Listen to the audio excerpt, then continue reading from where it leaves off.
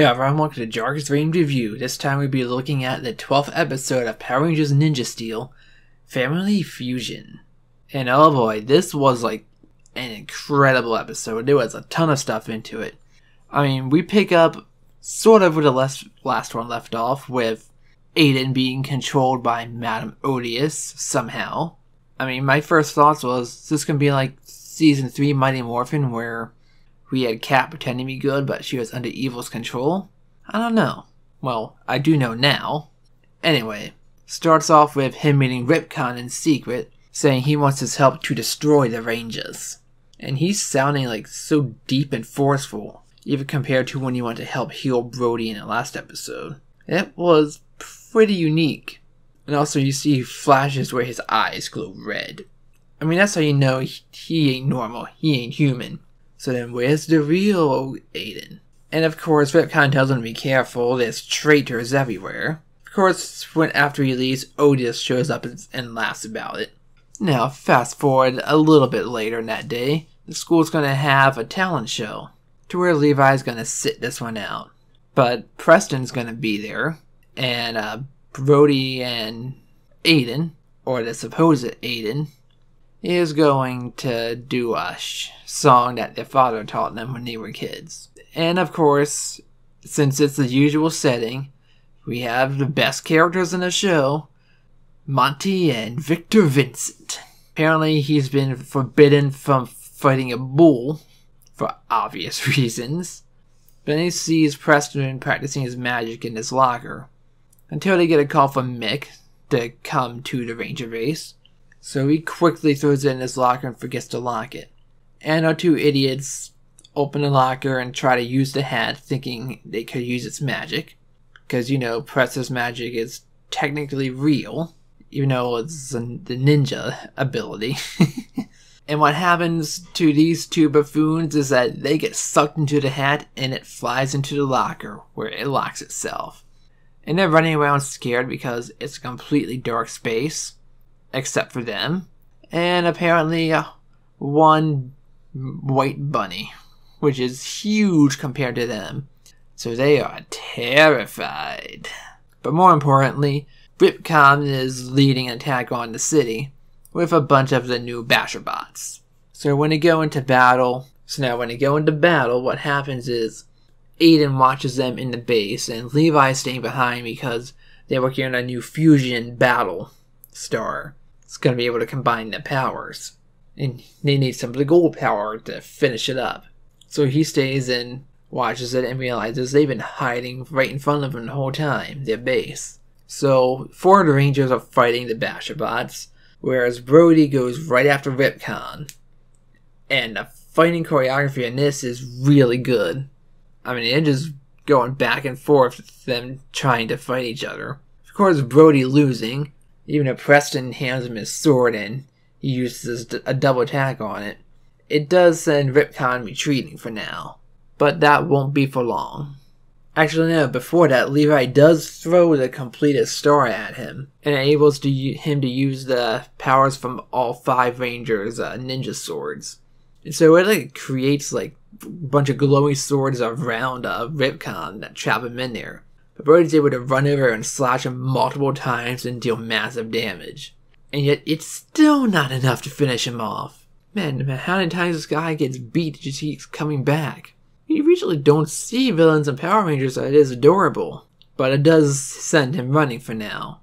Unfortunately for Levi, Aiden walks into the base and starts blasting them. Because Levi forgot his own Morpher Star in there, and he kind of needs that to join the battle. Of course, he doesn't really say anything. So, those two are fighting, and eventually he takes a piece of metal and reflects the blaster right back at him, and it sounds like crashing into the wall.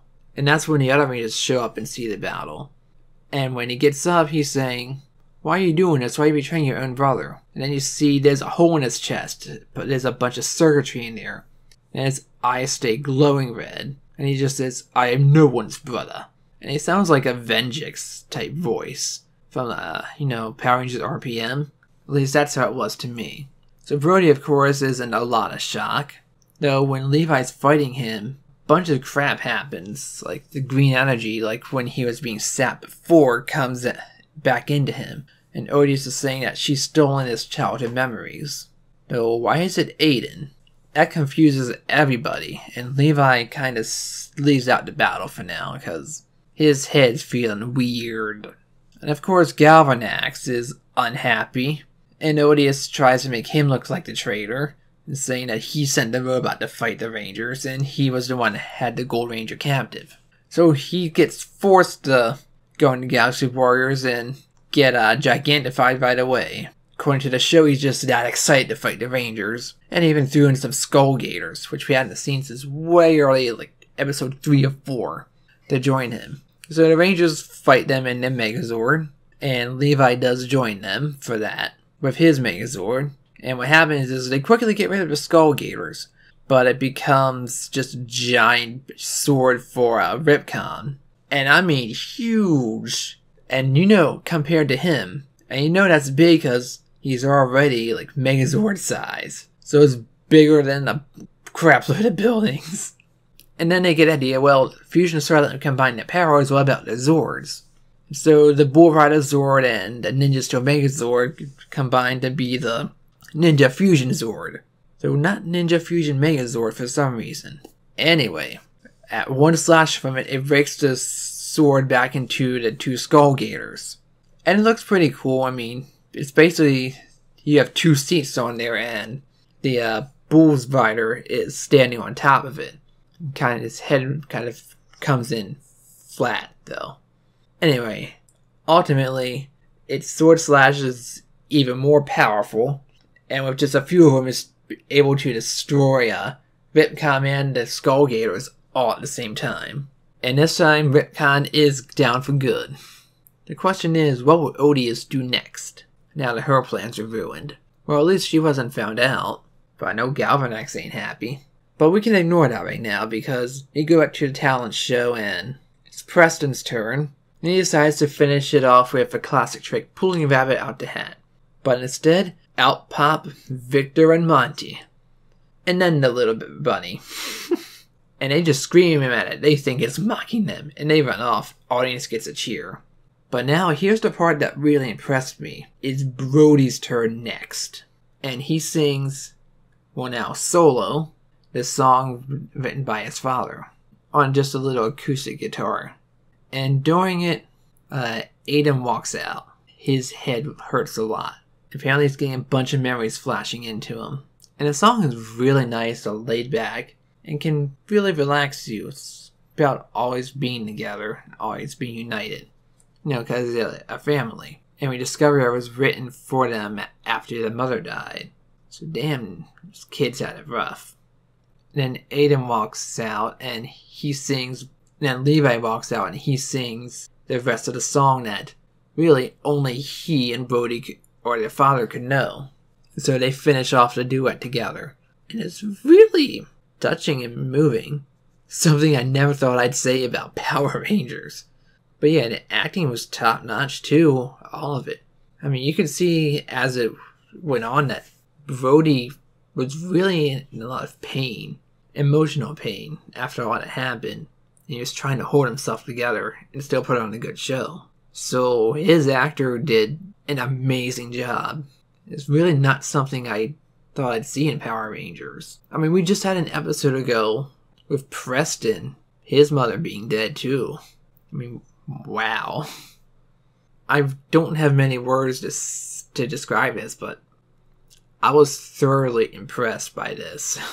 Anyway, after they cheer and they, reconvene, it discovers that what Levi did is he changed his name and was eventually his music caught on and he got famous, so he was hiding in plain sight. Because, he wanted to be as hard to find as possible. And who would expect a country music star to be a ninja in hiding? So that was clever. And decided to keep things simple, they would just keep calling him Levi the whole time. That solved the whole mystery right there of the Gold Ranger and Aiden. So I guess the disappointment of Levi was a red herring the whole time. That's kind of interesting. But how will this affect things going forward? I mean, now you have I mean, at least their bond is still there. You know, Redbot's in that scene, but he doesn't say a single word. He's just off to the side. Really, Redbot hasn't been relevant in a long time. I wonder if that's gonna hold true again. Though Mick was kind of right in the last episode. The Ranger base is for Rangers only. But at least Brody's brother has a place there. Fun thing is, he belonged there the whole time and no one knew it. Not even himself. So I want to see how their relationship grows from there as two long-lost brothers that are finally reunited. Through a strange twist of fate, of course. And that's the episode. And really, I enjoyed it. Even when watching it again, it was really good. Which is a surprise for me because at some point during the action scenes during Ninja Steel, for some reason, my brain just checks out through half of it. But this, I was still interested. I mean, the fighting looked good. It was interesting. It didn't overstay its welcome, really. I mean, we had a new Megazord. We had a whole bunch of plot. We resolved one of the big plot lines that's been going on since the first episode. I mean, the acting was top notch. I mean, even the Aiden robot was great. Both when it's acting like an intensely talking person, as well as a robot. And Odie as his present was great too. Everything just seemed to click in this episode. And if they can maintain this quality throughout the rest of the season and beyond, I'm definitely going to look at Ninja Steel favorably. Because up to this point, it seemed largely forgettable to me, aside from a few moments. Most of them being from Monty and Victor, who had even less screen time this episode than last time. Overall, I'm going to say, definitely watch this episode. It is entirely worth watching. I mean, they made Power Rangers had an emotionally touching moment, and it tied into like a major part of the story too. That's something, even as good as Power Rangers got as far as writing goes, I don't think I ever saw it as something that would get you that deeply involved after 20 some years of watching this show. So, I know I've said that a few times already, but I mean it. I was really impressed. Anyway, that's all for this time. Hope you see me for my review of the next episode. Until then, I'm Jargus Zero. Thanks for watching, and let the power protect you.